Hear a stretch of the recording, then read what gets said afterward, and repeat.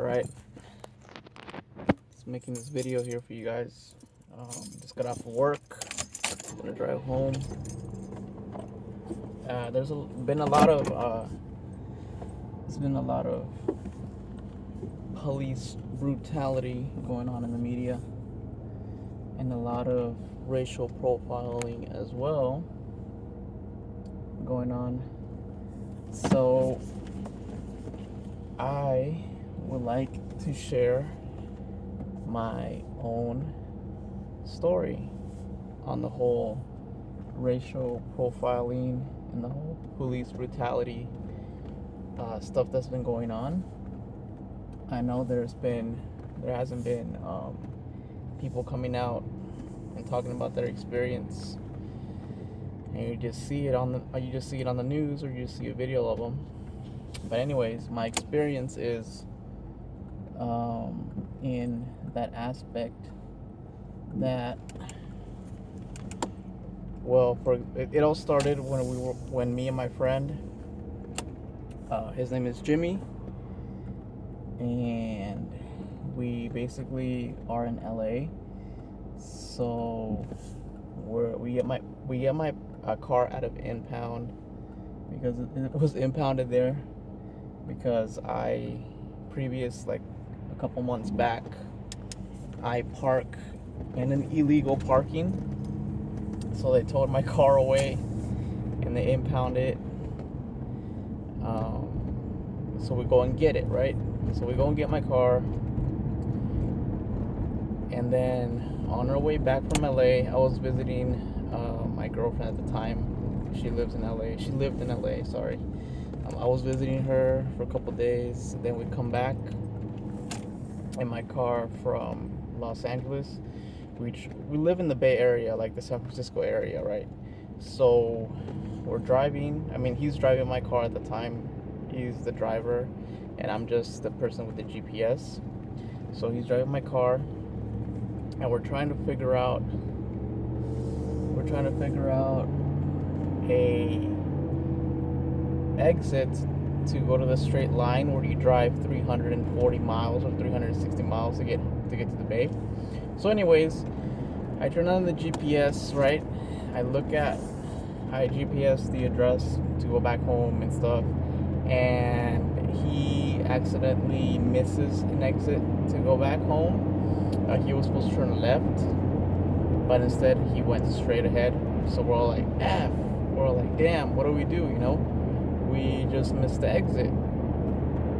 And then I GPS on a different route, and we're following the GPS, and this is at 9 p.m. at nighttime that this is happening. So we follow the route. The route leads us to this like ghetto street, like a crackhead street that you would call it, all dirty everywhere. Everything's like all like, it's like the mafia street, if you would call it in LA. And we're all like, shoot, what do we do? Like, we're stuck in this ghetto street. And right when we pass, we see a cop car on our right side, and we pass them, and then they just get behind us. They start following us for about 10 minutes. My friend is on a right turn only lane, like that lane that he's in turns right only. You cannot go straight and you cannot turn left. So my friend turns right, and after we turn right, the police put on their lights on us. They put on the lights, and they tell us to pull over. And we can't pull over immediately because we're on the street that we're on. There's no emergency parking, there's no sidewalk, there's nothing. It's just a straight line going that way. So we drive until we find the nearest parking spot, which isn't far. So we park the car in this valet parking place, and the police get behind us. They get out of the car, and with their megaphone, they say, it's a guy and a girl. And this happened about 6 years ago, 2010, before this whole media stuff happened, before this whole media stuff started. So they tell us, get your hands out the window, both your hands out the window. So we put both our hands out the window like that, and they have guns pointed to us, right? So then they say, turn off the car, blah blah blah, get your hands out the window, we have to see them. And then they come up to the car, and they still have guns pointed to us. They have guns pointed right directly to us. The guy cop is with my friend Jimmy, and the girl cop is pointing at me, like the gun at me. And keep in mind, my friend Jimmy, his skin color is pale white. It's not black and it's not brown like me either. It's pale white. And the guy talks to Jimmy and says, why didn't you pull over there where I got you at? Why did you try to run away from us? Why are you trying to escape law enforcement? This and that. And then he came closer. He came closer to him, so he had his gun pointed right here, like a shotgun, right here, pointed to him, right here, talking to him that way, saying, why did you pull over? Why were you running away from us? This and that. And then the lady came up to me, and she had her gun pointed to me right here as well. I was sitting in this exact same car, but in that seat. And then she comes up to me and says, why are you shaking? Are you taking any drugs? Are you in ecstasy? Are you guys hustling any marijuana in here? And then I look at her and I tell her, Miss, I'm shaking because you have a shotgun pointed to my head, and I'm shaking because I don't want to die. I don't want you to shoot me and then blow off my brains and kill me here. And then she says, what's your name? Where are you guys from? You guys aren't from Los Angeles. Are you drug dealers? Are you gangbangers? You're wearing all San Francisco and Los Angeles, and you know this isn't San Francisco. And then she starts saying all this crap, saying, how many drug deals did you guys do? How many how many drug deals did you guys do? What do you have in the car? We have to search the car. And then I'm all, bro, like, miss, officers, we don't consent to any search. Why did you stop us in the first place? Like, you haven't even told us why you stopped us. All you told us is if I'm high off of ecstasy or weed, because I'm shaking. And all you did was ask my friend, why didn't he pull over on this road that doesn't have a sidewalk, that doesn't have emergency parking anywhere, and if he pulls over on the road, you're probably gonna write him up a ticket for impeding traffic as well. And then he said, we pulled you guys over because you did not signal when you guys turned right. And my friend is all like, it's a right turn only lane.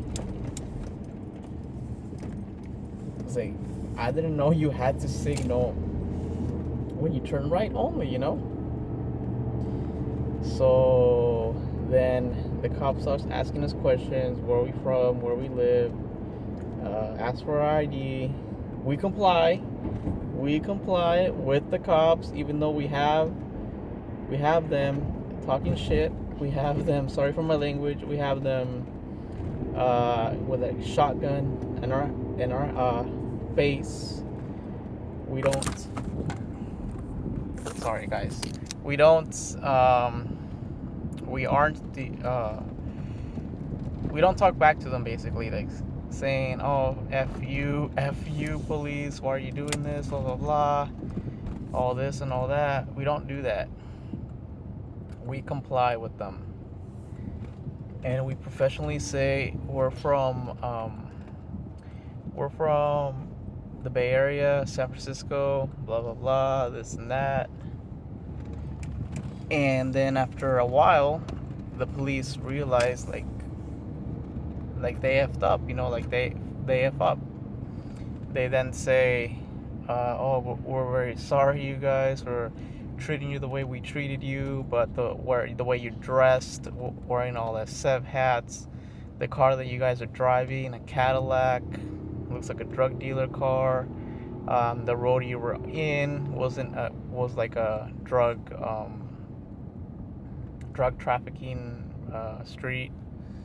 And then they start giving us these excuses. We're very sorry, blah blah blah. I hope you guys make it home safe. I hope everything works out for you guys. And then we ask them, how do we get to the freeway? And then they tell us, take this exit here, blah blah blah. Moral of the story is, people, whenever you have a gun pointed to your face from an officer, act extremely calm and professionally. You might be scared to death because you're probably gonna die. I mean, it's a small chance that the officer might shoot you, because there's been a lot of shootings going on without any probable cause, or without any proof that a crime was committed.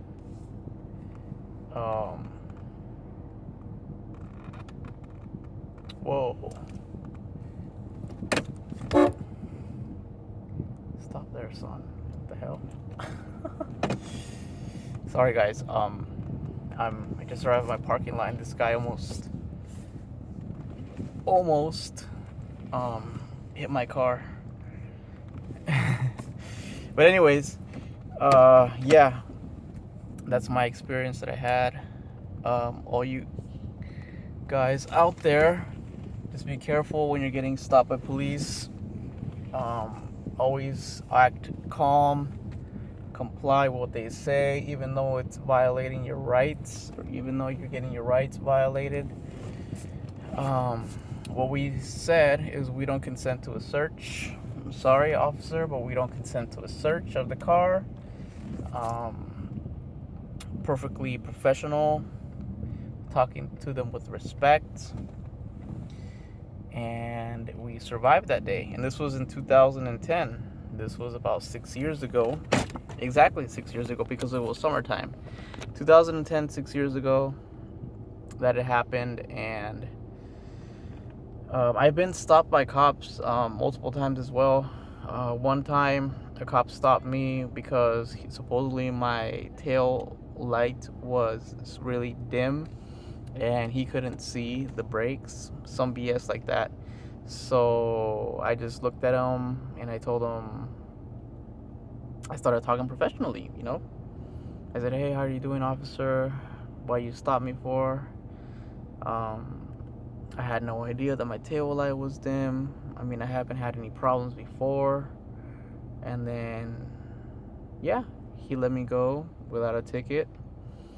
Another time, an officer stopped me because I supposedly cut off a truck from changing lanes when I was way ahead of the truck, about 2 cars space ahead of the truck.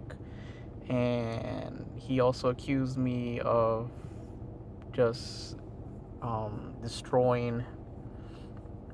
Sorry, I'm just itchy. He also accused me of destroying his cones that he had supposedly laid out. And I told him respectfully, officer, there are no cones out there. Do you see right behind you? There's nothing there. Also, the truck, it was 2 cars. I was 2 cars space ahead of it, so I couldn't have cut it off. And he just let me go.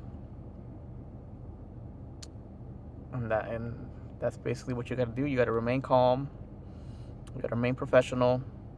You got to remain a straight face, and that way it increases your chance of survival. And that time in Los Angeles, when I had the shotgun pointed to my face, like right here, and I was dressed all San Francisco on, and it was Los Angeles, and that's the worst thing you could possibly do.